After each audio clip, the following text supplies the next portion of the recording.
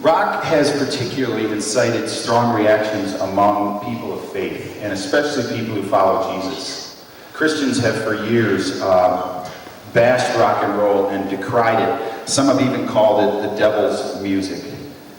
I, on the other hand, have been a Christian now for about 31 years, I guess, and I've always loved rock.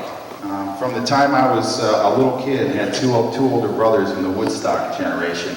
In fact, I'm here tonight to tell you, does anybody want to guess what my favorite record album was in 1977?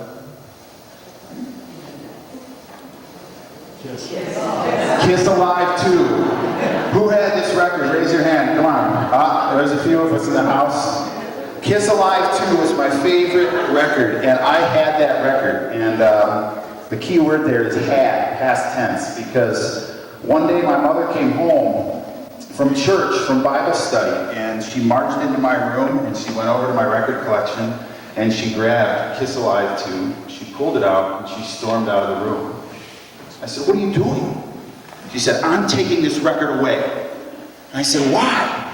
She said, "Because we learned at Bible study today that KISS really stands for Knights in Satan's Service, and I will not stand here in my house and have my son be led down that path to destruction."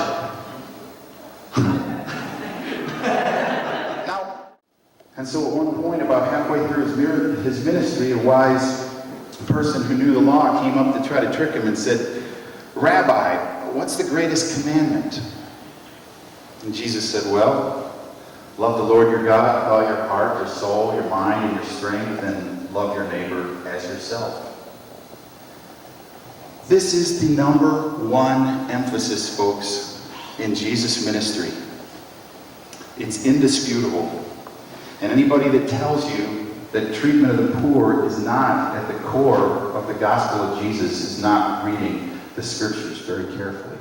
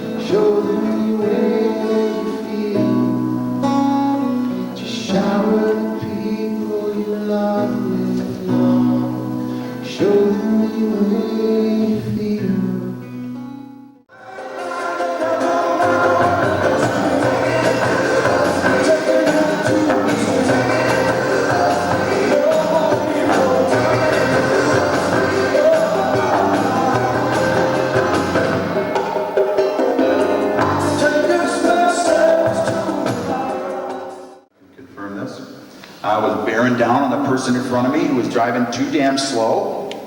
And I was flashing my lights because I'm an important person and I got important places to go. And the speed limit's 45 doesn't mean you have to drive 45.